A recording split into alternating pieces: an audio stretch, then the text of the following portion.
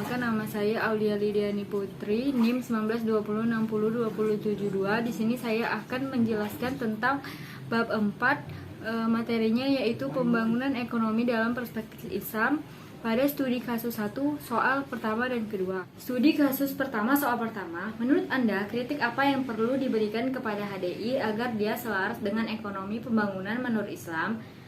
HDI atau Human Development Index mengukur pembangunan ekonomi ini berdasarkan pengembangan manusianya yang sehat dan berumur panjang, berpengetahuan dengan taraf hidup yang tinggi. Menurut pendapat kami, jika HDI ingin selaras dengan ekonomi pembangunan Islam, tentunya HDI harus menyelaraskan ukuran dari pembangunan ekonomi Islam. Islam melihat pembangunan ekonomi ini sebagai kematangan manusia, di mana kemajuan materi harus menunjang kematangan spiritual. Beberapa hal juga harus diprioritaskan, seperti pertumbuhan diiringi dengan tenaga kerja penuh, stabilitas ekonomi, keadilan distribusi, dan kepedulian terhadap alam. Sehingga HDI harus menyelaraskan dua hal yang tidak ada, yaitu kematangan spiritual dan kepedulian terhadap alam. Dan HDI harus didasari pada konsep maqasid syariah.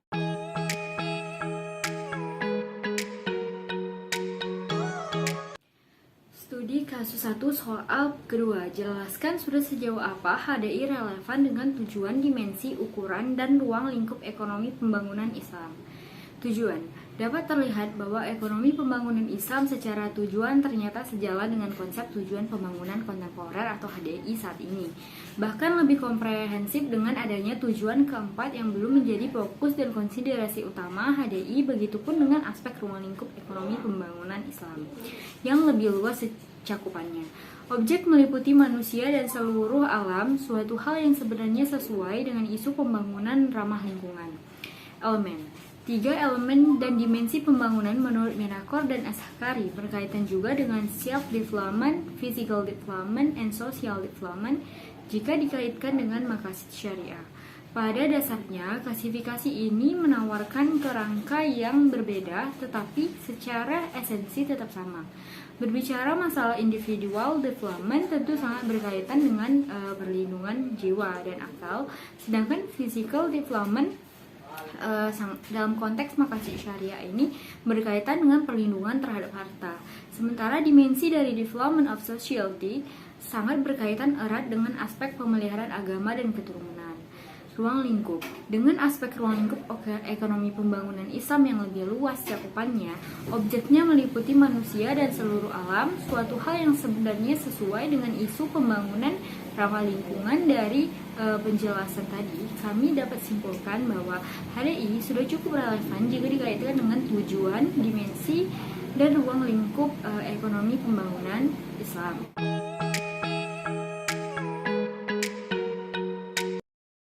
Assalamualaikum warahmatullahi wabarakatuh.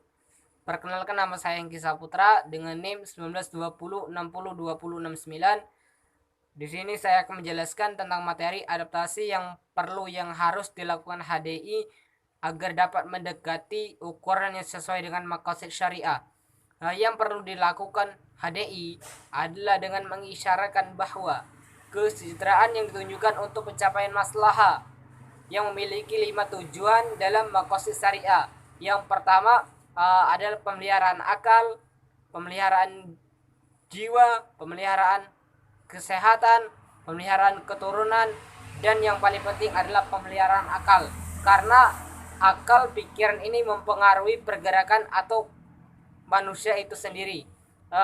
HDI juga menerapkan aplikasi penerapan nilai-nilai agama, pembangunan di bidang pendidikan dan kesehatan masyarakat sebagai faktor yang paling dominan dalam mencapai yang namanya kesejahteraan. HDI juga menerapkan kesejahteraan non material dibanding kesejahteraan material, karena jika manusia bahagia jiwanya dengan adanya ketaatan pada Allah, kemampuan intelektual, kesehatan, maka kesejahteraan material akan juga menyusul. Kesehatan, maka bahwa kesejahteraan non material akan juga didapatkan dengan adanya pemenuhan kebutuhan terhadap kesejahteraan bagi umat manusia. Itulah yang perlu atau yang dilakukan HDI dalam mendekati maqasid syariah. Sekian dari saya. Terima kasih. Wassalamualaikum warahmatullahi wabarakatuh.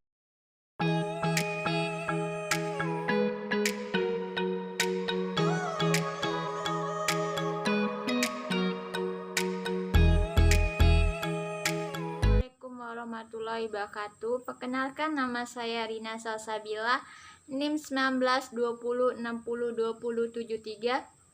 Di sini saya akan mempresentasikan studi kasus kedua yang berjudul Program Building Back Better atau BBB. Di sini saya akan menjelaskan studi kasus 2 dan pertanyaan pertama. Coba Anda jelaskan menurut Anda apa alasan munculnya konsep BBB. Menurut pendapat kelompok kami, alasan munculnya BBB adalah menjaga perdamaian dan keamanan dan sistem pendataan pemulihan pasca bencana, dan mengurangi kerentanan terhadap bencana di masa mendatang, dan membangun ketahanan masyarakat dan untuk mengatasi kerentanan guncangan fisik soal lingkungan dan ekonomi. Dan BBB memiliki kesempatan untuk mengurangi risiko tidak hanya dari bahaya langsung tetapi juga bahaya yang di luar ancaman. Dan BBB bukan hanya fokus pembangunan fisik setelah bencana, tetapi BBB sedikit berbeda konsep pembangunan mainstream yang hanya fokus pada infrastruktur pasca bencana. Dan pertanyaan kedua, apakah kemunculan BBB ini juga dapat dikategorikan sebagai bukti pergeseran paradigma pembangunan? Menurut kelompok kami, tidak. Karena BBB hanya fokus pada pembangunan dan infrastruktur pasca bencana. BBB lebih fokus untuk memastikan bahwa hasil pemulihan memberikan dampak pembangunan infrastruktur pasca bencana. BBB lebih berfokus dalam konsep pembangunan pasca bencana. BBB berlaku untuk semua aspek dan sektor pemulihan pasca bencana dan mendukung pada rekonstruksi infrastruktur. BBB bersama mendukung semua sektor untuk membangun sistem yang lebih kuat, lebih aman, dan lebih tahan bencana. Sekian dari presentasi saya. Assalamualaikum warahmatullahi wabarakatuh.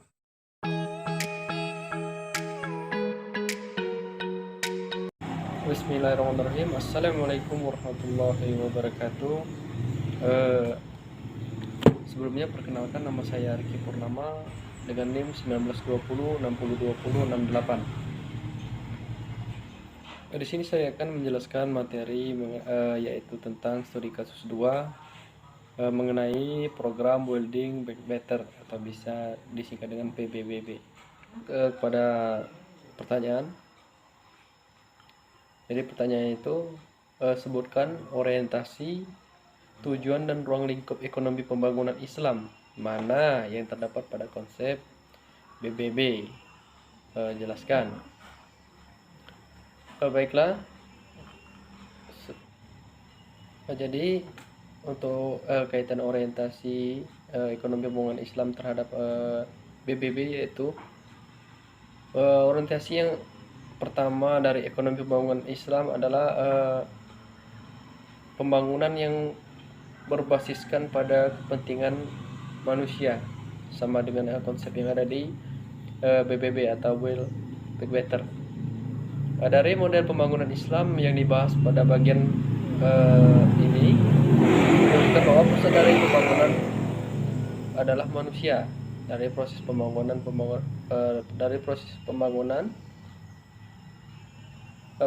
dilakukan oleh manusia dan ditujukan untuk kebaikan manusia itu sendiri. Dalam bahasa lain, manusia berperilaku sebagai subjek dan objek sekaligus pembangunan aspek material seperti infrastruktur, kemudian diposisikan bukan sebagai orientasi utama tetapi menjadi suatu hal yang penting dalam pembangunan, seperti itu. Kemudian Selanjutnya tujuan yang ada pada konsep BBB yang berhubungan dengan konsep pembangunan Islam. Jadi tujuannya yang sama konsepnya, yaitu menjamin keberlangsungan kehidupan manusia dalam jangka panjang. Di dalam Islam juga diajarkan bahwa tujuan pembangunan tidak hanya berfokus pada pemenuhan kebutuhan jangka pendek, tetapi juga kebutuhan jangka menengah pada jangka panjang. Dalam prinsip ekonomi, pembangunan Islam tidak hanya berfokus pada bagaimana meningkatkan nilai ekonomi atau biasa dikatakan dengan output untuk suatu periode tertentu saja. Pembangunan juga harus memastikan agar output tidak kemudian hari tetap terjaga. Jadi tujuan ekonomi pembangunan Islam dalam konteks ini sejalan dengan paradigma atau pembangunan kontemporer, yaitu pembangunan yang berkelanjutan, sama dengan konsep yang ada di Building Back Better. Sama tujuannya. Kemudian dapat kita simpulkan bahwasannya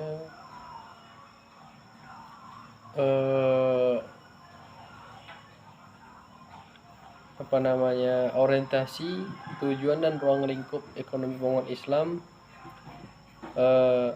sama saja ya dengan beberapa sama saja dengan konsep yang ada di Building Back Better atau bisa disingkat dengan BBB.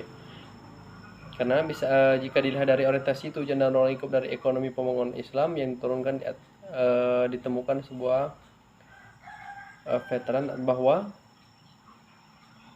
baik orientasi, tujuan dan ruang lingkup ekonomi pembangunan lebih luas dibandingkan dengan pendekatan model atau paradigma pembangunan yang berkembang saat ini. Tren pergerakan dari paradigma pembangunan yang berkembang saat ini juga terindikasi semakin dekat dengan poin yang dikemukakan oleh ekonomi pembangunan Islam.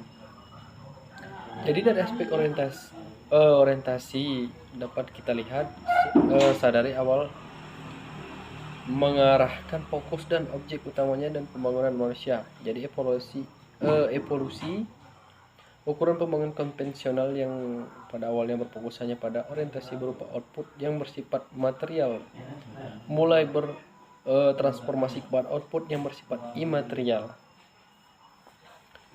Kemudian ekonomi Islam ini juga berorientasi maslahat, di mana secara substansi berarti adanya keselarasan antara kepentingan individu dan sosial.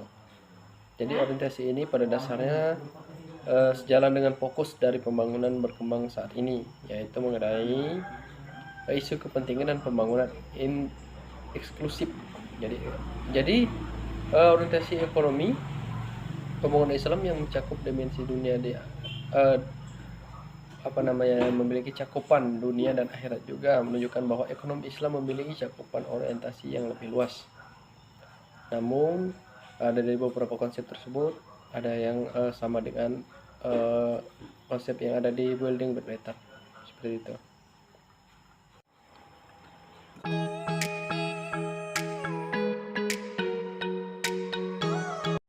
Baiklah, masuk pada pertanyaan yang selanjutnya, yaitu apakah menurut Anda ada aspek BBB yang selaras dengan konsep pembangunan Ibnu Khaldun ataupun ICTB?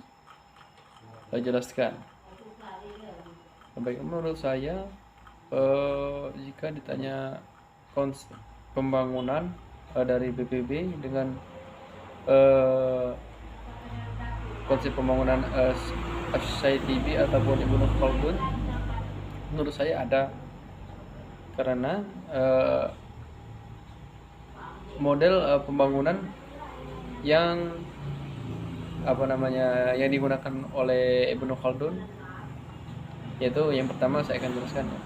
Model pembangunan yang digunakan oleh Ibnu Khaldun yaitu pembangunan yang dinamis dan lintas disiplin. Jadi model yang dibangun oleh Ibnu Khaldun ini berusaha untuk menjelaskan bagaimana sebuah pembangunan ekonomi dan peradaban dapat mengalami pasang surut sekaligus menjawab beberapa pertanyaan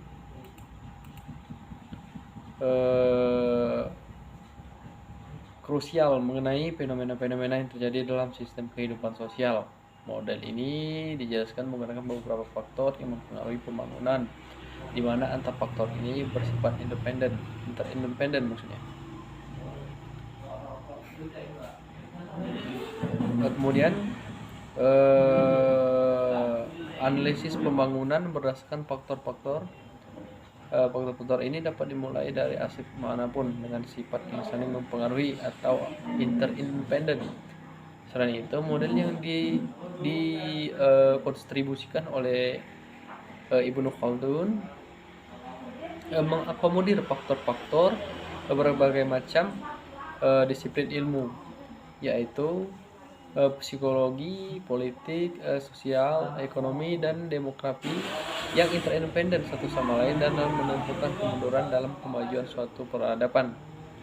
Jadi dapat kita simpulkan bahwasannya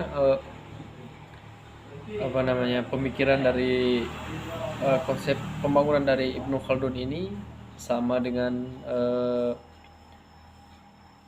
selaras dengan konsep dari BBB seperti itu. Demikian yang dapat saya jelaskan. Saya akhiri wabillahi taufiq wal hidayah. Wassalamualaikum warahmatullahi wabarakatuh.